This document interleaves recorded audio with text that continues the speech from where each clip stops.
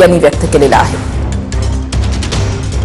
आर्थिक बजेट हा जाहीर झालेला आहे आणि त्यामध्ये महाराष्ट्राला देखील अनेक गोष्टी या बजेटमधून मिळणार आहेत. या संदर्भात बोलण्यासाठी आपल्यासोबत शीतल मॅडम आहेत, ज्या IMCच्या डेप्युटी DG देखील आहेत आणि त्यांच्याकडून आपण जाणून घेणार या संपूर्ण बजेट संदर्भातला ओव्हरऑल एक व्ह्यू कसा आहे. हे वर्षाची जी आर्थिक बजेट आहे ते खूपच प्रोग्रेसिव्ह बजेट आहेत, बॅलन्स्ड बजेट आहेत. म्हणून की इम्पॉर्टंट काय आहेत आमचे फिस्कल डेफिसिट.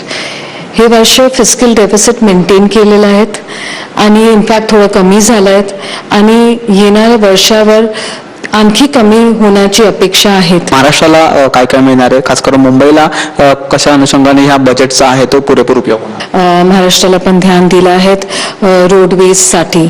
आता आम्ही अनाऊन्स केलं आहे वॉटर वर्क्स, फक्त महाराष्ट्रासाठी नाही पूर्ण देशासाठी. इन्कम टॅक्सचा स्लॅब यावर्षी आहे तो काही चेंज करण्यात नाही आलेला, गेल्या वर्षीसारखाच आहे, परंतु सर्वसामान्यांना या बजेटमधून आहेत कशा पद्धतीने उपयोग होणार आहे त्या इन्कम टॅक्सच्या स्लॅबबद्दल.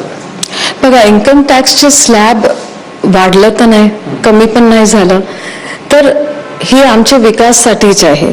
आणि तुम्ही जसं मी ऑलरेडी तुम्हाला सांगितलं वेगळे वेगळे प्रमाण घेतलेत. तर तुमचे मेडिसिन आहेत, तुमचे हेल्थ केअर आहेत, तुमचे पर्सनल यूज आहेत, त्यातमध्ये त्यांनी टॅक्स रिबेट दिली आहे. तो इनडायरेक्टली पर्सनल टॅक्समध्ये आम्हाला हेल्प भेटणार. Hari sir, Nikhil Chavan, TV9 Marathi, Mumbai. वसतिगृह हॉस्टेलची निर्मिती करणार आहे, त्यामुळे उच्च शिक्षण घेणाऱ्या मुलींना